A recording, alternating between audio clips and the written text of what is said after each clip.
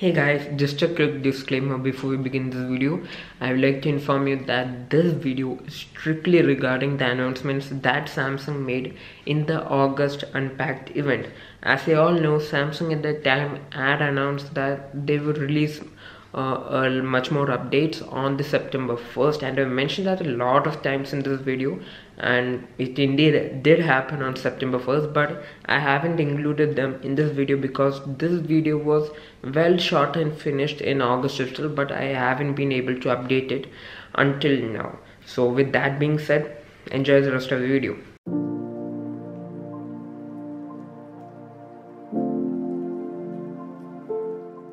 Hey guys, this is Aditya Verma and welcome to another video. So we have the second Unpacked event for this year, and I was a lot curious to know what Samsung would do this year with their online presentation, considering what Apple did earlier in June.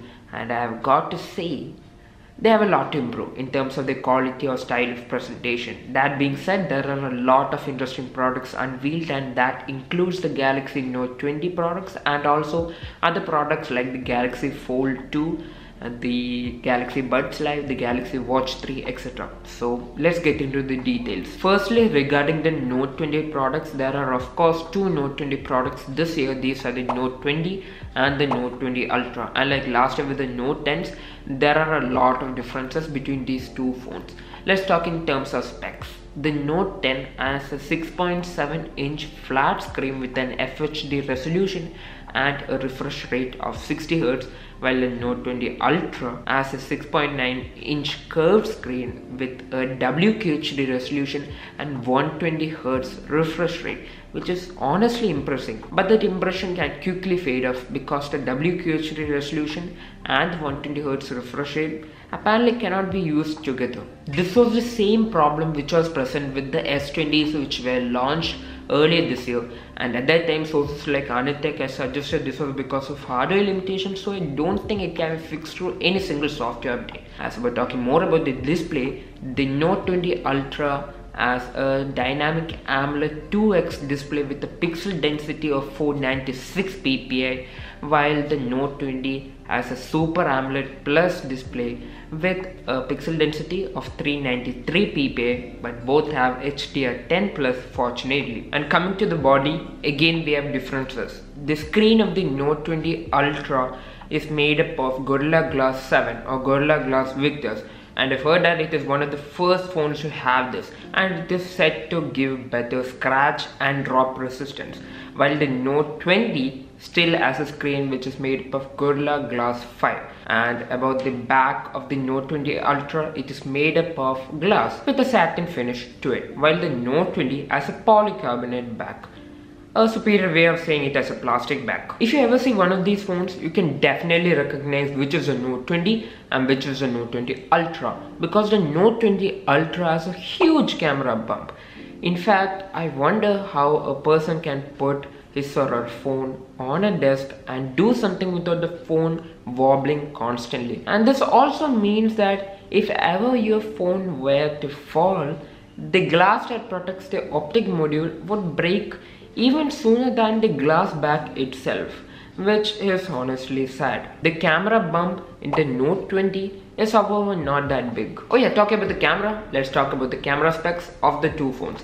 Both the Note 20 and the Note 20 Ultra have a single front camera with resolution 10 megapixel with an aperture of f2.2. And about the rear cameras, both the Note 20 Ultra and the Note 20 have 3 cameras, though their resolutions vary. The Note 20 has an ultra-wide lens of resolution 12 megapixel and an aperture f2.2, a wide-angle lens of resolution 12 megapixel and an aperture f1.8, and a telephoto lens of resolution 64 megapixel and an aperture f2.0. It has optical zoom capabilities up to 3x and digital zoom capabilities up to 30x. For the Note 20 Ultra, it shares the same ultra-wide lens, but it has a wide-angle lens of resolution 108 megapixel, which first made me laugh it off because I thought it was a typo, but apparently it's true.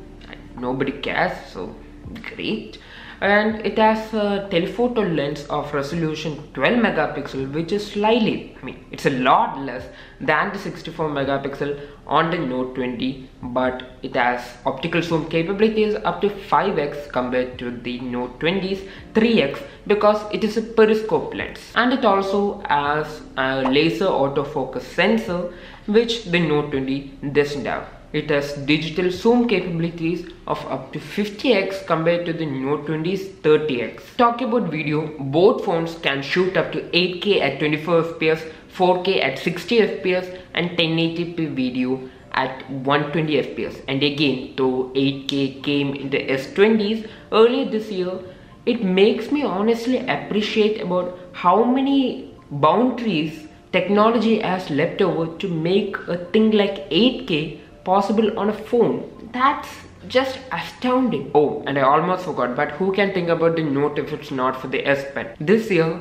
the S Pen has hugely improved, and that's in terms of latency. The latency period of the S Pen in the Note 10 series was about 46 milliseconds, but this year in the Note 20 Ultra that has reduced to 9 milliseconds, and in the Note 20 it has reduced to 26 milliseconds, which is still a huge change. And there's also AI point prediction, which predicts to which point your pen will move towards so that the response time can be lowered. Interesting. Okay, now let's talk about the other features. As about the processor, both phones have Snapdragon 865 Plus if you live in the USA, and an Exynos 990 if you live anywhere else. This is the same chip that's found in the S20s. And as for the OS, both phones have Android 10 with One UI 2.5 on top of it. And as for the battery, the Note 20 Ultra has 4370 mAh in it, while for the Note 20 it has 4170 mAh in it.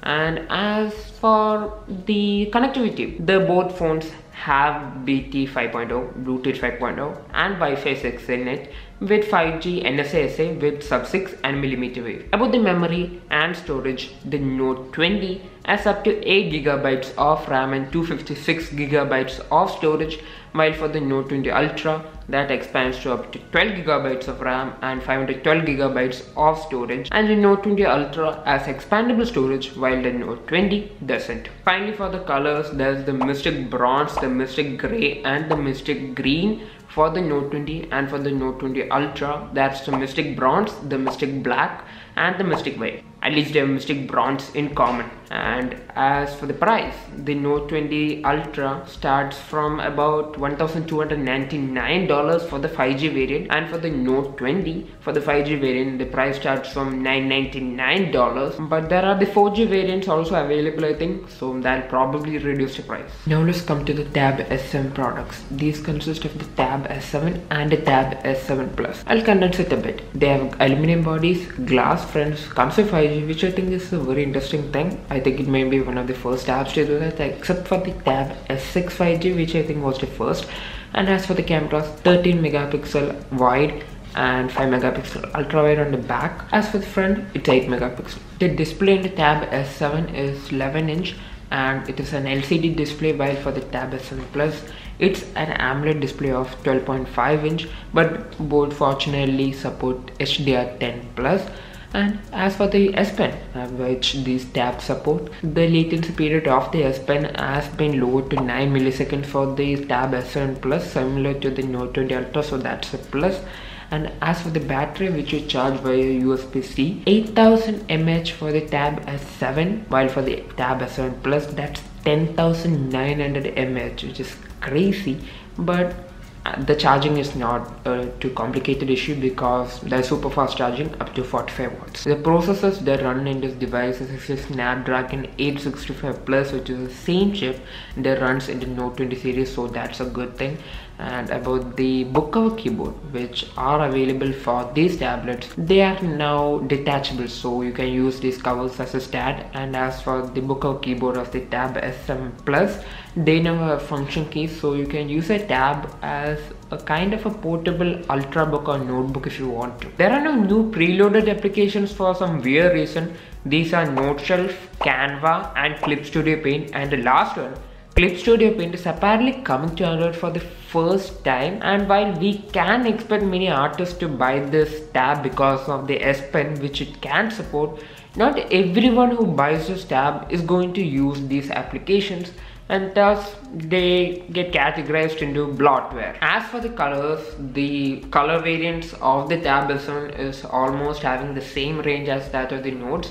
The colors are the Mystic Silver, Mystic Bronze and Mystic Black. And as for the price, the Tab S7 5G is starting from $849. Go to the LT variant and reduces by about $100, that is $749, and go to the Wi-Fi variant, which I think will be sufficient for many people, that's most people, and that reduces to $649, which is a fair price.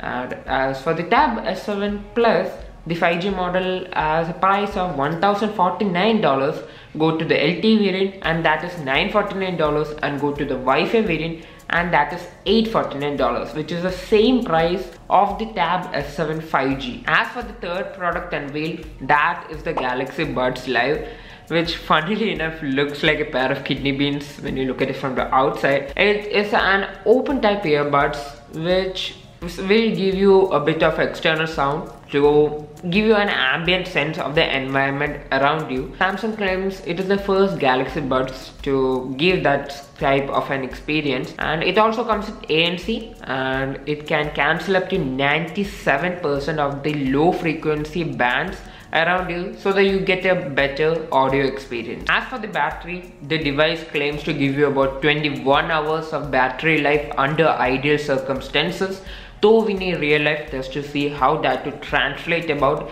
in real life. And as the devices support Bluetooth 5.0, there's a new feature called as Buds Together, which basically allows you to control two sets of audio when both the sets are connected via dual audio. But for this, both the devices must be updated to One UI 2.5, which only found its debut in the Note 20s. And as for the colors, the Galaxy Buds Live comes about in three colors, which are the Mystic Bronze, Mystic White and Mystic Black. The Galaxy Buds Live come into retail at a price of $170. The next product is the Galaxy Watch 3, and with this, Samsung has decided to return to its watch series, the precision rotating bezel which Samsung watches always had, and this may give it a better tactical feel. It comes in two sizes, which are the 41mm and the 43mm, and it has tools to regulate your BOS, ECG and BP, and it comes in three colors, which are the Mystic Bronze, Mystic Black and Mystic Silver. And there's also a premium titanium model which comes in 45mm and in Mystic Black, and this product is set to come out later this year. The Bluetooth model of the Watch 3 would start from $399, and the LTE variant of the Watch 3 would start from $449, and for the titanium model, the Bluetooth variant would start from $429, and for the LTE variant it would start from $479. Before we move on to the Galaxy Fold 2, let's talk about some other features. Ever heard about Nearby Share? It is a new feature that has been launched by Google that can eventually be termed as the new airdrop of Android. So I know that you know what it pretty much there. So this new service is coming out only on devices that run Android Marshmallow or newer software, and only on certain Pixel or Galaxy devices, and the Galaxy Note 20 would be one of the first devices to have it out of the box. In addition to offering Nearby Share natively on its phone, Samsung is also supplementing their service through the addition of UWB or ultra wide band on its Note 20 Ultra. So this is a radio technology that helps with short range, high bandwidth connections, and you might remember this because it was also there in the iPhone 11. So with the Note 20 Ultra, when you use Nearby Share, point your phone towards the person to which you are sharing something with, which should also have UWB by the way, and that person's contact should pop up on your list and you can share it more easily. UWB is just a protocol. There's also Wi-Fi and Bluetooth I think, but I think this is more easier, and it may help a lot. And there's something called Samsung SmartThings Find, which lets you locate your accessories like your phone or your buds, and the way this works is via AR instructions, and I think this works via UWB. So as some of you may know, Samsung has a partnership with Microsoft which has been continuing for a couple of years now, and as part of this partnership every year we get some new features, and this year is no exception. This year there are some new things between Samsung Notes and Microsoft OneDrive, and Samsung Reminders and Microsoft To Do. So I'll give an example. Say you are on Samsung Notes drawing something, drawing a picture, and you can just go onto your laptop, open Microsoft OneDrive and download that picture and share it without having to share it from your phone to your laptop first. So that's quite handy. And remember, there's an app called Your Phone on your Windows PC which lets you handle phone calls or send messages on your phone's behalf. And this year Samsung and Microsoft are taking it to the next level, and you can now open applications for your phone applications from your Windows PC, which is quite crazy. And this is because of the multitasking this feature provides. So in Windows everything works via Windows, so you can open as many applications as you like and work on them at the same time, and you can even pin your phone applications on the status bar, on the taskbar of your Windows PC, and you can open them whenever you want. So that's quite handy, and these features are coming from November. Finally, for the matter, if you are an avid Xbox fan, you'll be thrilled to hear that you will be able to play many Xbox titles on your phone. So we all know Microsoft xCloud, it's cloud gaming service, and what Microsoft is doing is it's introducing something called the Game Pass Ultimate, Xbox Game Pass Ultimate. And with this you can play many Xbox titles like Minecraft Dungeons, Destiny 2, etc. on your phone. And what Samsung is doing is it's introducing a gaming bundle for the Note 20 and the Tab S7, and this includes a Bluetooth controller and 3 months of Xbox Game Pass Ultimate. And this bundle would be available for purchase from August 21st. And from what I've heard, they've also introduced a Game Pass app on the Galaxy Store which should give you access to some in-app purchases. Okay, so let's come to the final topic, the Z Fold 2. So it seems like Samsung is converging all its foldable phones in the name of the Z series, because last year we had the Galaxy Fold and this year itself we had the Z Flip. So it seems like Samsung wants to carry this foldable series in the name of the Z series, and that's a great decision. So this year Samsung is eradicating a lot of problems that was present in the original Galaxy Fold. In the original Galaxy Fold, the screen of the fold was coming off and dust used to find its way in the system, which caused a lot of mishap, and even the reviewer units were called back because of this issue. And this year they are seeming to remove that problem through a technology called a sweeper. So this was there in the original Z Flip, but I'll just explain to you in case. So the carbon and nylon fibers that are used in vacuum cleaners to clean dust are used here, but here the bristles are extremely thin, about 0.87 millimeters, and they are placed under the hinge to clean off any dust that comes by, so that the internal mechanisms don't get affected by this dust. That's quite neat. And this year with the Z Fold 2 we get a glass screen that actually folds, which seems absurd but is true according to Samsung. This is called as UTG, or ultra thin glass, which is so thin that it can fold, and again it was present in the Z Flip which was launched earlier this year. And the Z Fold 2 can also remain open in multiple angles because of the dual cam mechanism that is in the phone, which again is a feature that was brought straight from the Z Flip. So we can see that Samsung has addressed a lot of problems that was present in the previous Fold and that's a good thing. So let's talk about some specs of the phone, at least what you know now, because more details about the phone would only release on September 1st. So some details about what we know as of now include some information about the display. So last year with the Galaxy Fold, we had a small screen which was really skeptical because it was suggestive of the users to use a larger tablet-like screen most of the time. But this year Samsung has addressed that issue and they have made that small screen a bit larger, a lot larger, because it now lends 6.2 inch, which is so big that it covers about the full real estate of the front of the phone. The tablet screen is 7.6 inch and it has a 120Hz refresh rate,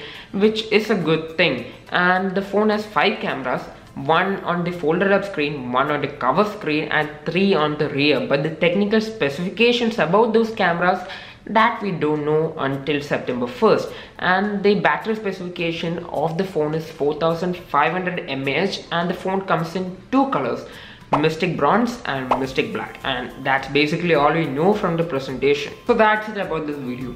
The Note 20 Ultra and the Note 20 are very different from each other, just like the Note 10 Plus and the Note 10 were very different from each other when they launched last year.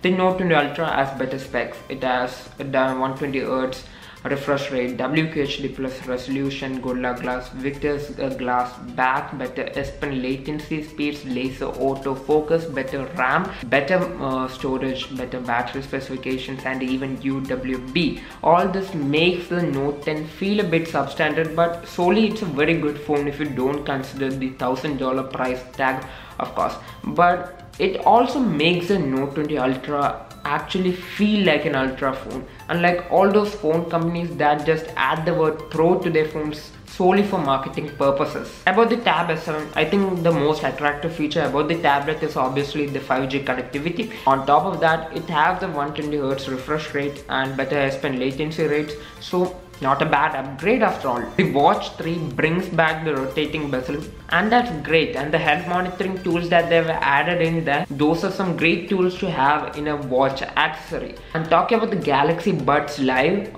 it is the first open type Galaxy Buds to support ANC, and though they only have IPX2 rating, which all of the Galaxy Buds only have, it's not bad. And talking about the design, I know I've said that before, but those buds actually look like kidney beans, and I can't stop laughing though I know the reason why they've shaped it like that. About the Z Fold 2, we don't know much to say something about it yet, and let's hope Samsung gives us more info about it on September 1st hopefully.